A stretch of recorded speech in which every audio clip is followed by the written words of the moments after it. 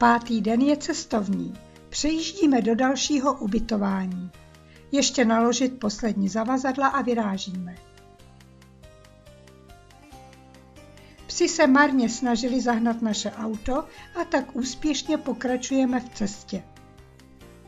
Četnými zatáčkami se šplháme přes pohoří Parnas. V průsmyku absolvujeme blicí zastávku a pak pokračujeme dolů k moři směrem k Leonidiu.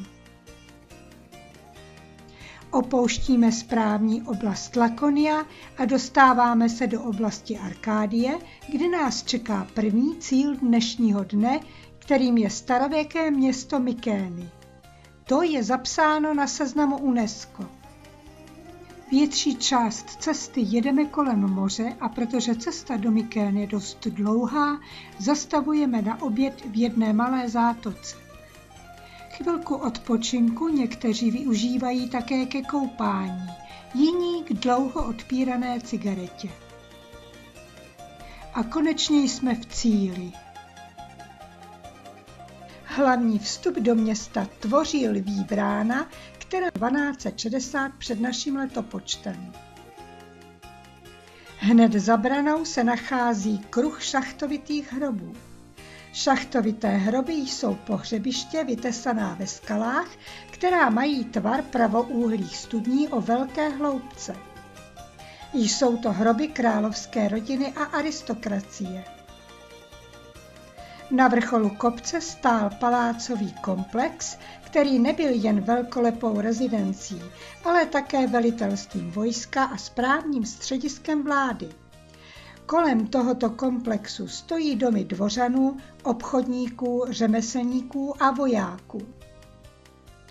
Město Mykény bylo centrem první řecké civilizace, která vznikla po mínojské kultuře na Krétě.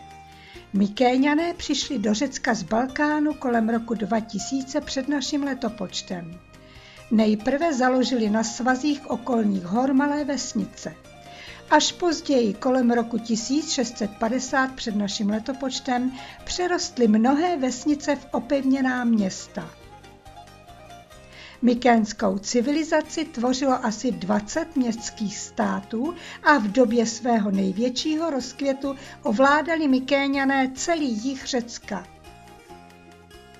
Podle řeckého bájesloví založil Mykény Perseus.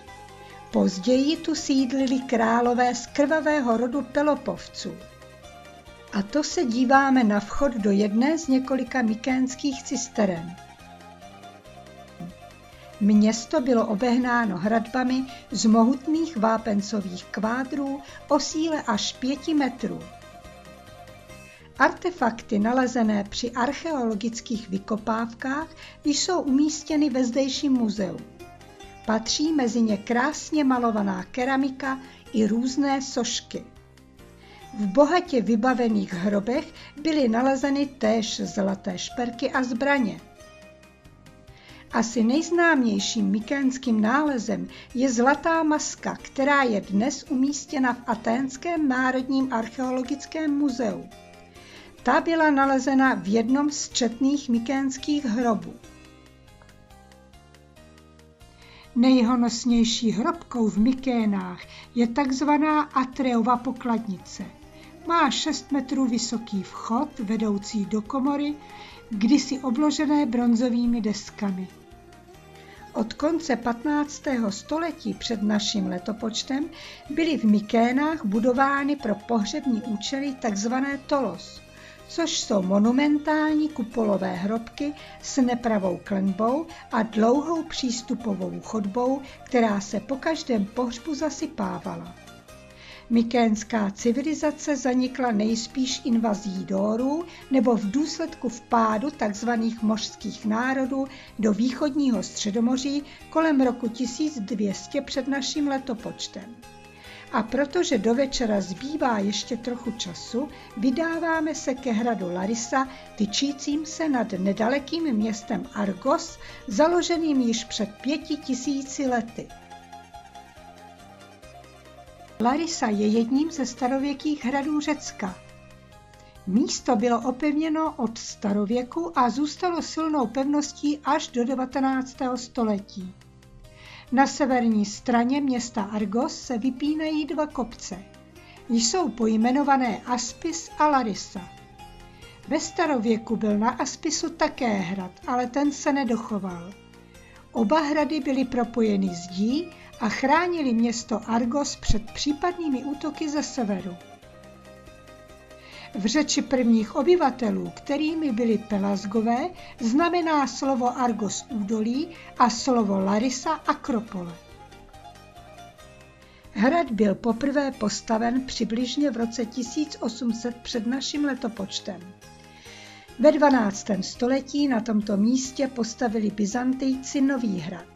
V průběhu času se tu pak vystřídali byzantští, franští, turečtí a benátští vládcové, kteří hrad nadále rozšiřovali a upravovali ho až do počátku 19. století, kdy se během bojů za nezávislost hrad dostal z osmanské nadvlády zpět do rukou Řeků.